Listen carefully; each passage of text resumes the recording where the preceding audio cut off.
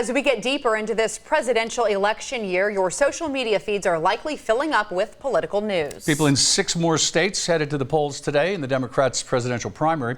LEX18's Kylan Mills explains how you can keep an eye out for false information.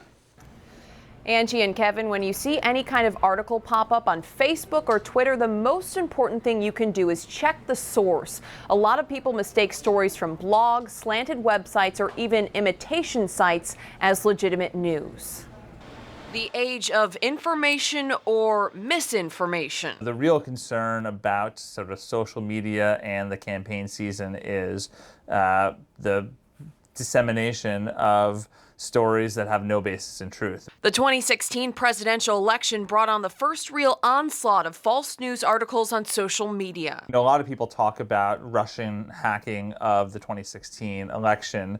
The hacking was really of us, in that Russia peddled a bunch of really fake news stories on Facebook, on Twitter, that have no basis in truth whatsoever, but look legitimate. With another presidential election year upon us, Facebook has enacted new measures to try and fight fake news. There are now buttons telling you about the source of an article, or you may even see a screen pop up that labels an article as false information.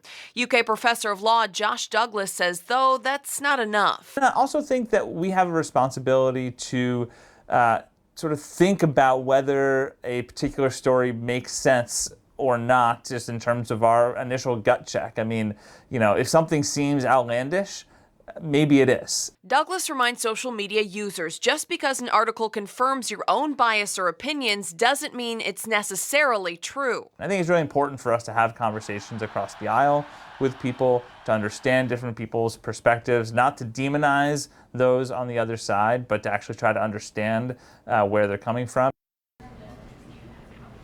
Douglas says Congress has discussed taking action to stop false information from spreading on social media, but then you run into the issue of First Amendment rights. So this is a tough one to navigate, and we will keep an eye on it for you.